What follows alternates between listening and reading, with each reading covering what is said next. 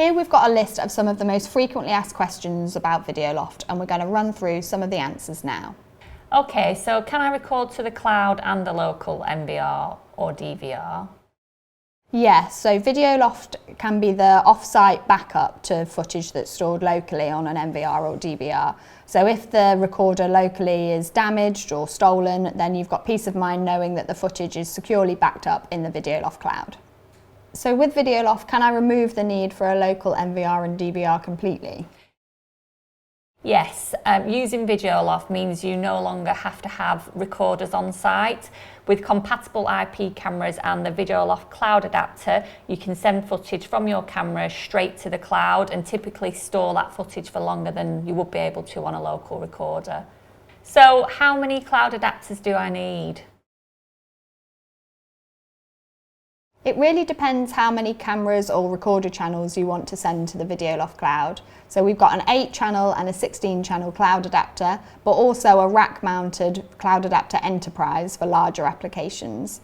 And if you don't want any extra hardware on site, you can download our software to a Linux machine, and that's called the virtual cloud adapter. Also, the cloud adapter has to sit on the same local network as your cameras. So if you've got cameras that are located across multiple sites, you'll need a cloud adapter at each location. So where will my video be stored?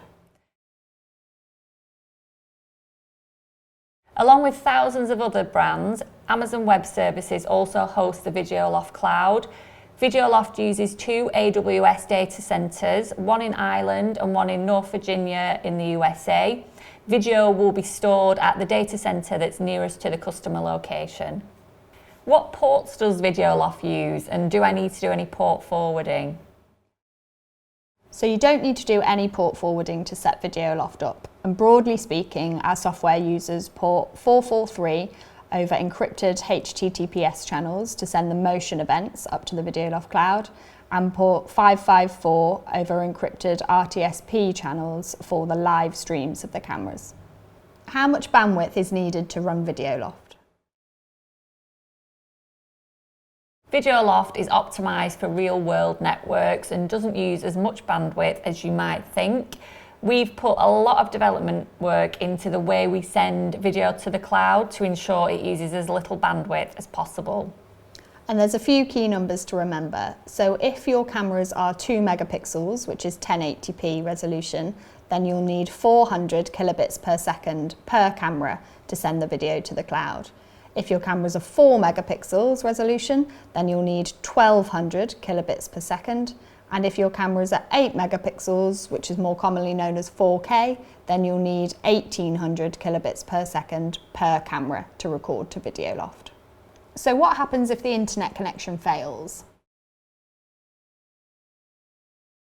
Loss of network doesn't mean loss of footage. Our cloud adapters 8 and 16 come with 32 gig built-in storage, and our cloud adapter enterprise has 1 terabyte SSD storage. If the network fails, footage will be stored on the cloud adapters and sent back up to the cloud once the connection is restored. So, do you have a recommended price that I should charge my customers? No, our partners set the end user price, which determines the margin they make. Our global network of partners set a wide variety of end user prices, really depending on the customer. But if you've got a specific project in mind, our sales team will be able to help advise. So who do my customers go to for support?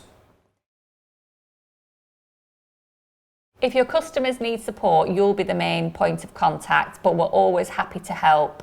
You can access basic health check information within the Videoloft partner portal, and you can also receive notifications if your customer cameras go offline for any reason.